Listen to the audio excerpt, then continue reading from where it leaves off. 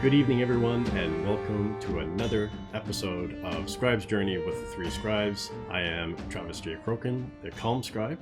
And I'm LJ Stanton, the pedantic scribe. TR Albee, the oddball scribe. So tonight's episode is regarding plotting versus pantsing, and the book of the month last month to prepare us for this was Plot and Structure by James Scott Bell. What did you all think about plot and structure?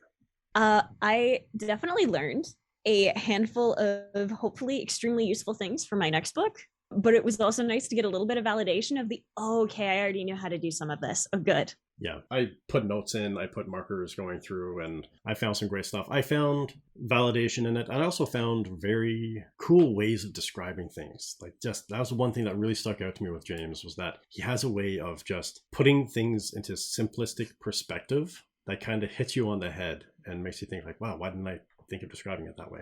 I actually found it funny because I think it was the first chapter he was talking about views on plotting, and I've never heard of the term slumming as a synonym used for someone who does plotting. I was like, slumming? Generally, I associate it with something else, not necessarily with plotting, but I mean, he doesn't really even go into detail on why it's called it. He just says a synonym for plotting in this mindset is slumming. Something decent people don't do. I was like, decent people plot and pants, what's the deal? Yeah, so. I did find that interesting, and I wonder if that's something that's more common in the literary fiction circles instead of the fantasy circles. Because I wasn't familiar with that concept either. I know that there is a certain amount of plotting versus pantsing, but there isn't usually the antagonism that a nickname like slumming kind of brings to the front. So it was definitely really interesting too, to read that and be like, oh, that's terrible. Yeah, I mean, it almost sets it up as a negative concept, but then the entire book is about plot and structure, which I was like, okay, but the rest of it was well structured, obviously, and well plotted. Right? One would hope, and plotted out. It's perfect. Yeah. I mean, I think that was kind of a tongue-in-cheek thing that they were saying, probably. But it did kind of frame it for me, like you were both saying, like the snowboard versus skier, the boulderer versus climber aspect of that, and I think one is considered snowboarders and boulderers, I think would be definitely pantsers in this scenario, where you're just free-spirited, laid back, go with the flow, let things happen as they go. And the plotters are the ones that are more, in this scenario, uptight and having to have everything perfect, and the perfect S-curves going down the hill and making sure you've got your routes lined up perfectly and not just winging it as you go. I'll be honest, I only snowboard because I can't control two objects. One object on my both feet. That's the real reason why I can choose that. But yeah, I get the idea.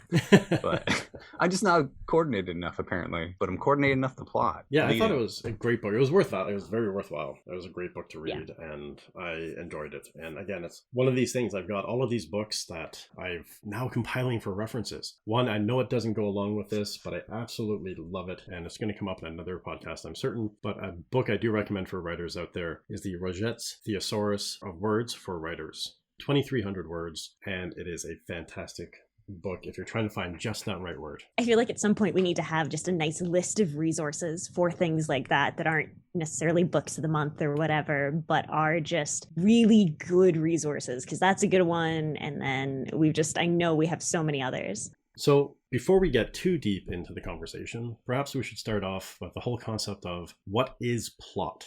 Well, it's something that you cannot have a story without, as far as I'm concerned. You don't have a story if it doesn't move somewhere, and that movement is your plot. Just like you need to have some kind of set of characters. And it can be, your plot doesn't have to be something that is extremely technical or super involved. You don't have to write something that is like Lord of the Rings or Game of Thrones or the Poppy War that has many intricate moving parts. It can be something that is very simple, like The Household Guide to Dying, or even I Am Legend was a very simple plot and moved forward reasonably predictably up until the end, where you get that lovely twist. But your plot is your story, as far as I'm concerned.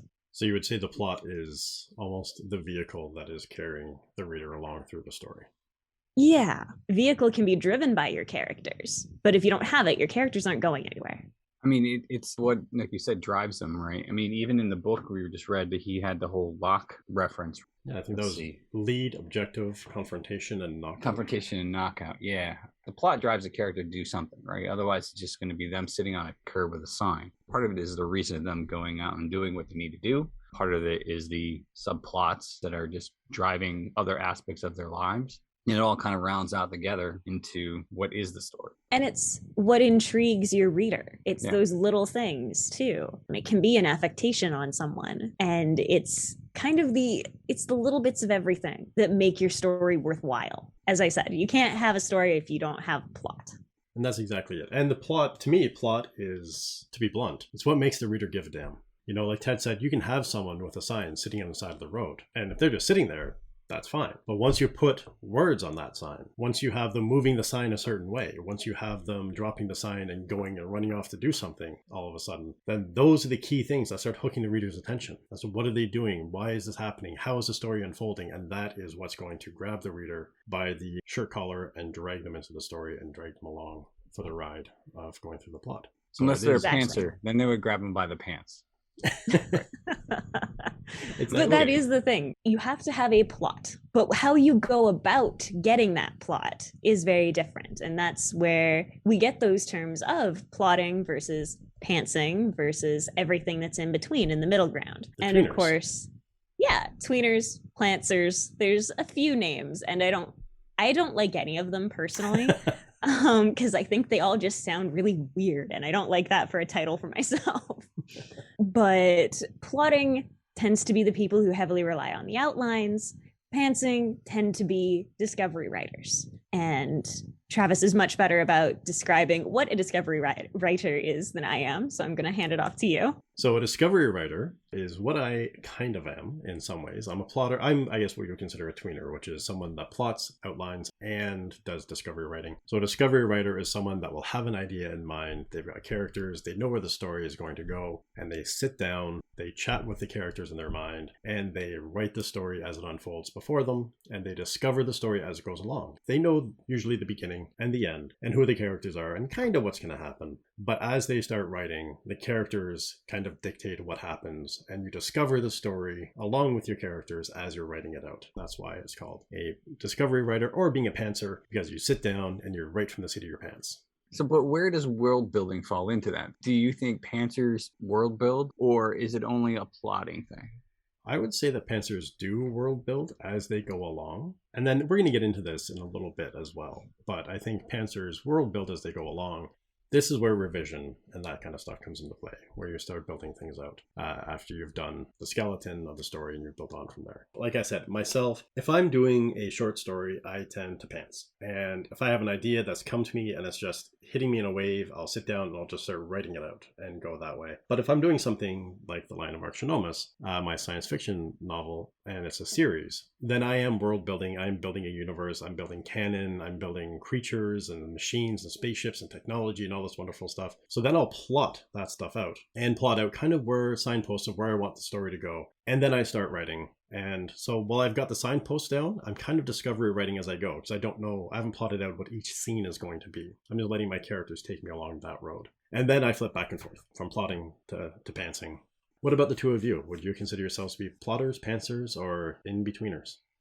So for short stories, because it's one of my inadequacies, I do not write enough short stories. That is something I am working on practicing, because it is a very good practice for any novelist is to write shorts. I 100% pants those. I never have a very good idea what the characters want or what the goal of the story is going to be. I figure I've been given a world usually, or a writing prompt or something like that. I generally have a word goal that I want to hit, and I let the character go from there. And if I absolutely have to, then I will throw in some plotting if it's really not working. But short stories, pants all the way. When it comes to novels, I'm fairly like you. I do a lot of plotting for the outline, making sure I know exactly where the signposts are that I need to hit so that my story hits the beats that are so important in storytelling, giving people rests and giving people emotional highs and lows and all of those things at good points for your story. That I tend to only be able to achieve if I'm plotting. So I plot out that outline relatively thoroughly. My first book, I had about a sentence per chapter, and that was maybe 1,000 words total for I think it ended up being a 42 chapter book. And this one that I'm currently working on, the sequel, I think my outline is closer to 3,000 words because it needed so much more. So your style definitely changes as you learn more. But between those points, definitely Discovery Writer. I don't think that any character driven plot works in any other way. Characters are just fiddly. They do their own thing half the time.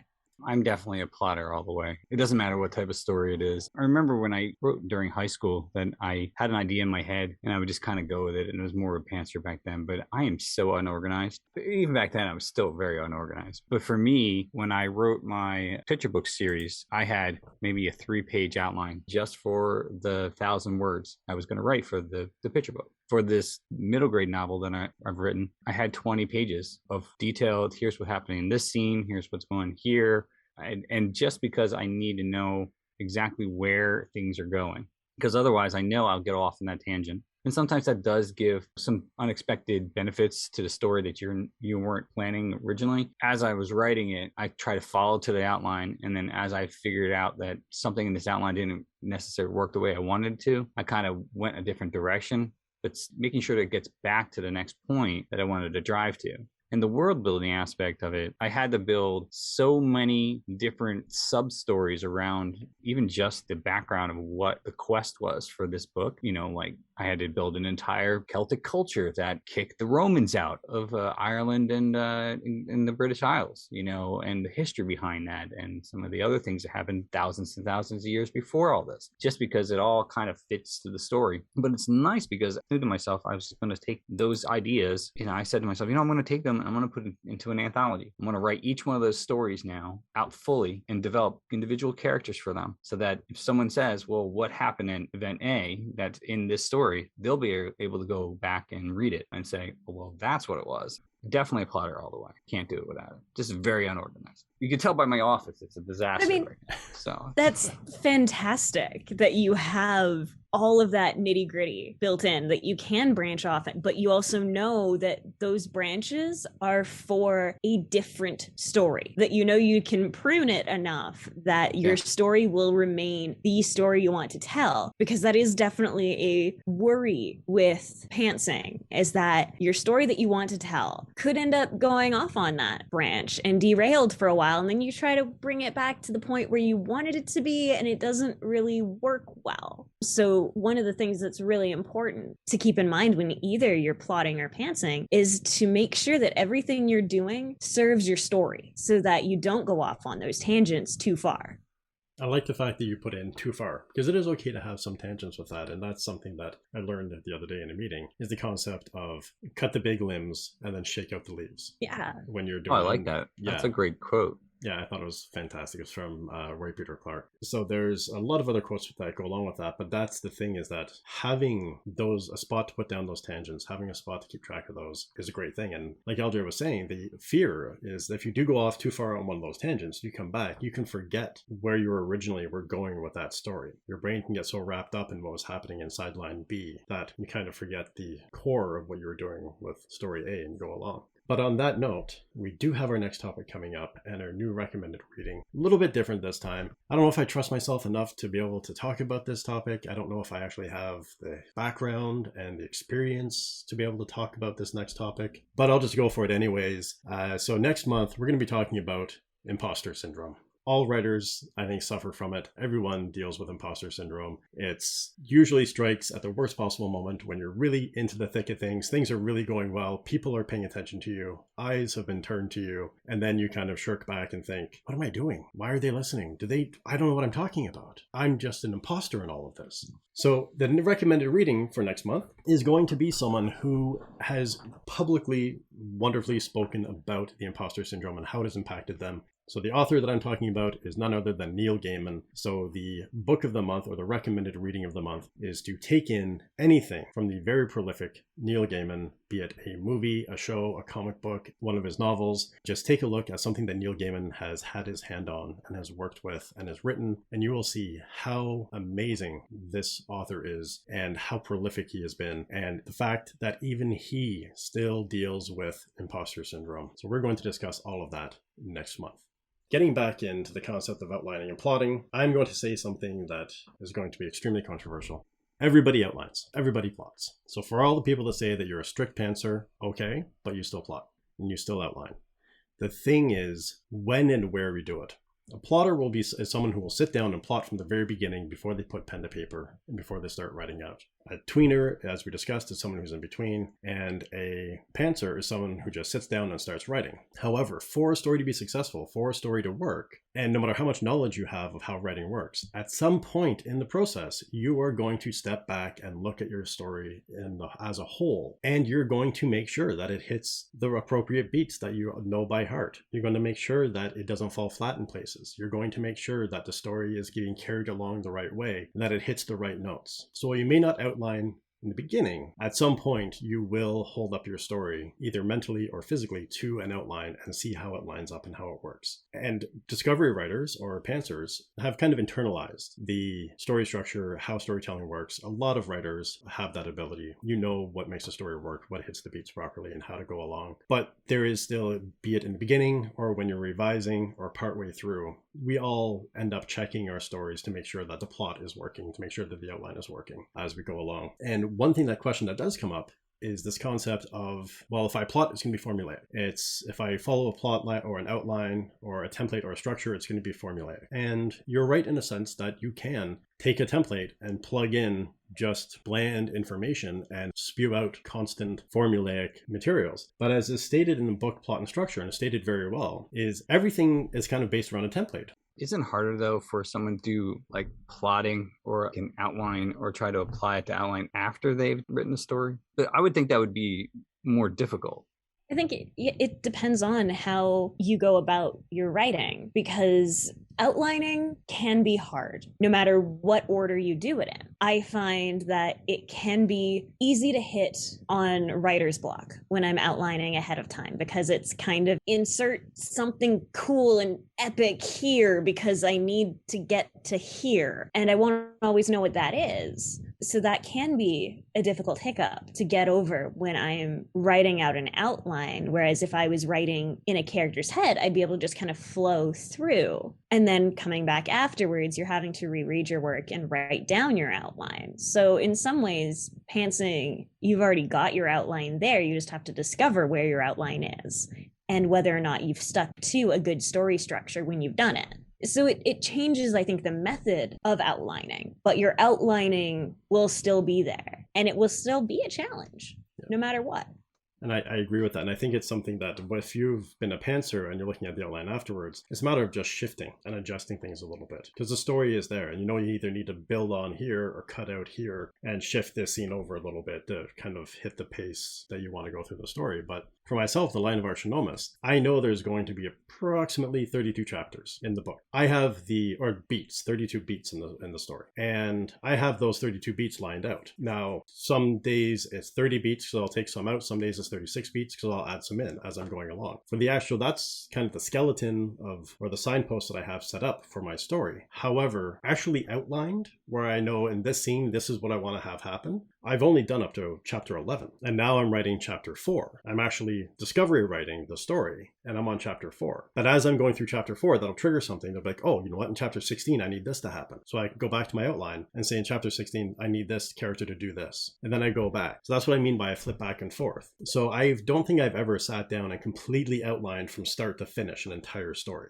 I mean, I don't think you can. Even like, for instance, the book that I wrote, which is we're still editing, I came across a point where I had multiple objects that they were acquiring and using and losing. And I had to go back and sit there and say, ooh, did I use this? Because again, it wasn't fully like vetted out. I knew these objects were going to be used. I knew how they were going to be used, but I lost track of them. So I had to go back and sit there and say, okay, I use this here. I use that here. oh, I forgot about using this. I have to rewrite this part, to make sure that it just doesn't, oh, we got this great object. And next thing you know, it's in the ether somewhere and it's, not being used. There's a purpose to each one of these things, supposedly.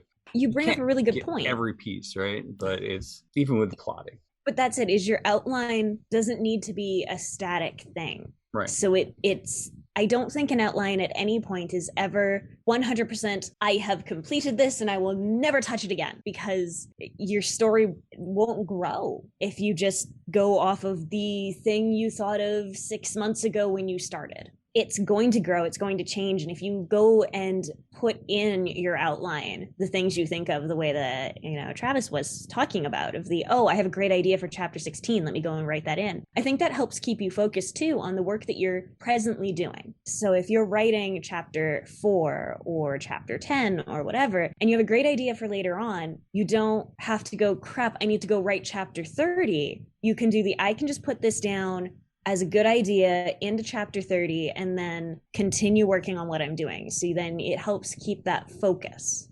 And a prime example of that is with the Lion of Archinomus. I started out with my plotting and outlining the way I had it set. And as I started detailing more and started writing and started kind of free-versing what I was working on, I realized, before X happens, I need to have Y happen before that. And I would start adding in beats as I went along. And then it wasn't until I was partway into chapter 2 that I looked at my outline or my plot structure, which is another good thing that a plot and an outline can serve, is it can show you plot holes, it can show you errors, it can show you things you've missed, characters that have gotten lazy, characters that should be dead that have unfortunately popped up again. And in this instance, not pointing at fingers at anybody. Because it does happen, right? Yeah. But in this instance, I looked at my overall plot and realized my two main characters, because of tweaking things as I went, were now meeting for the first time in chapter 8. That doesn't work. If I didn't have the plot laid out that way, I wouldn't have realized this big mistake. I would have continued writing these scenes and then realized, well, wait a minute, this connection isn't there. So I had to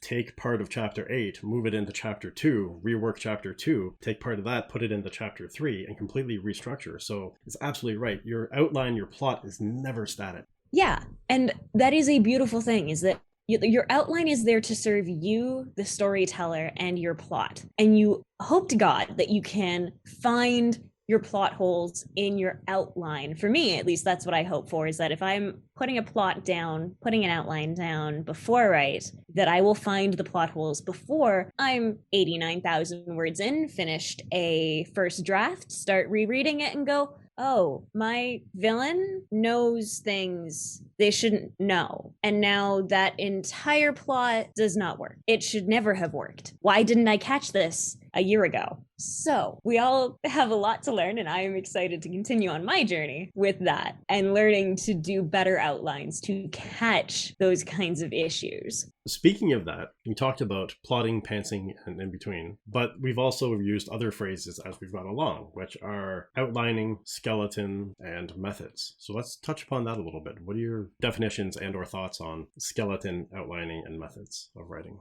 So I am a skeleton writer.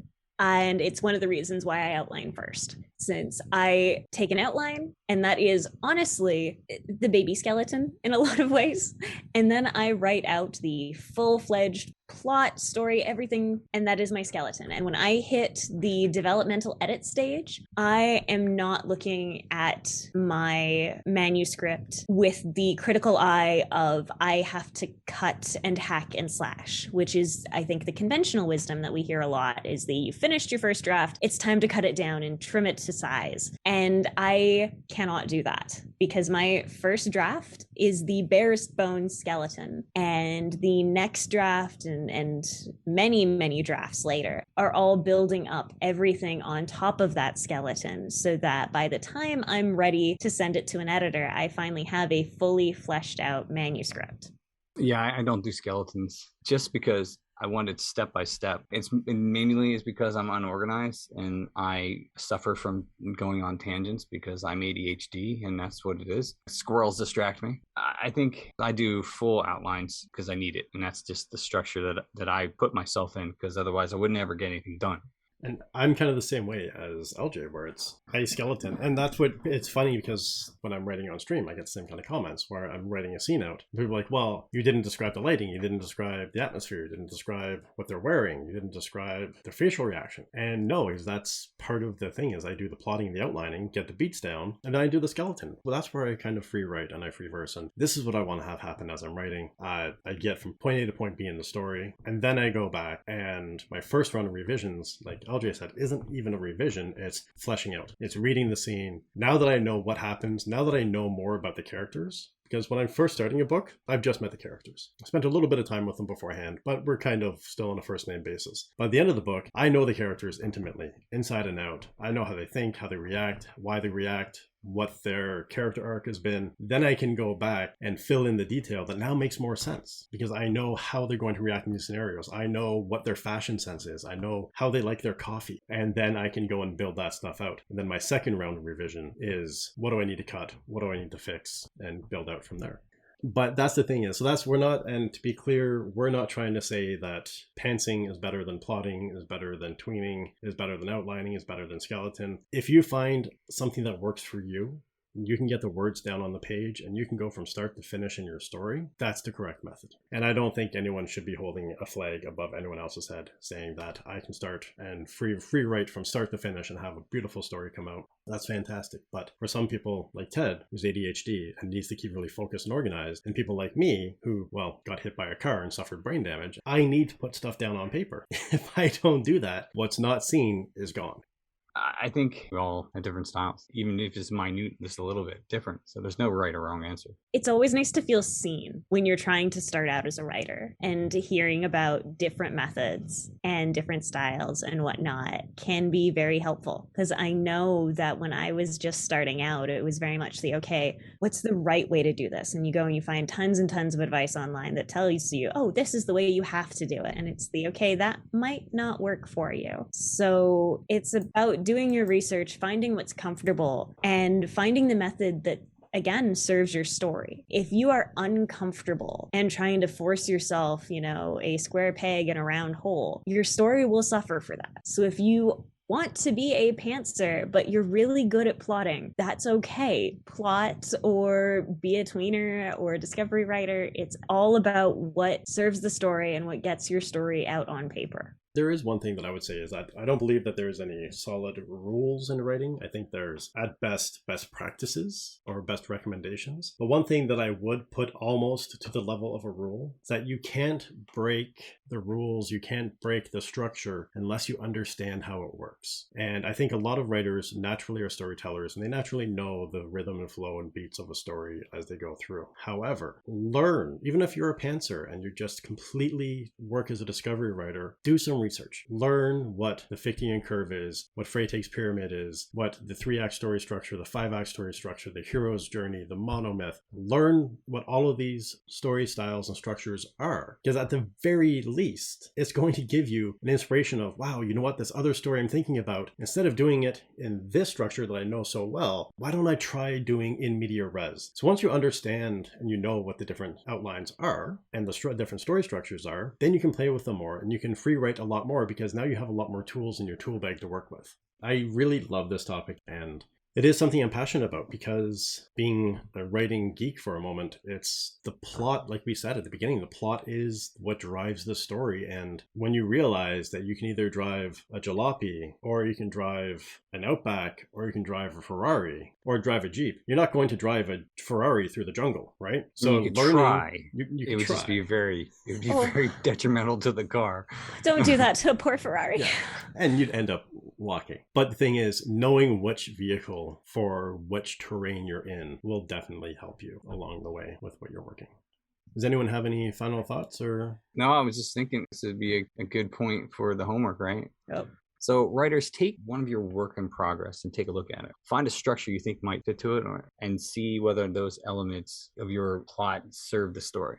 And I think LJ said it best earlier when she said that make sure that everything in your plot and outline should serve your story. Everything your characters do, everything that is happening in your story should serve to apply pressure on the gas pedal and drive your story along. With that being said, thank you all very much for once more joining us for another episode of Scribe's Journey with the Three Scribes. The next episode that we do, we'll be talking about the Imposter Syndrome. And with that, and with your homework in hand, it's time to go sharpen your quill and get back to writing.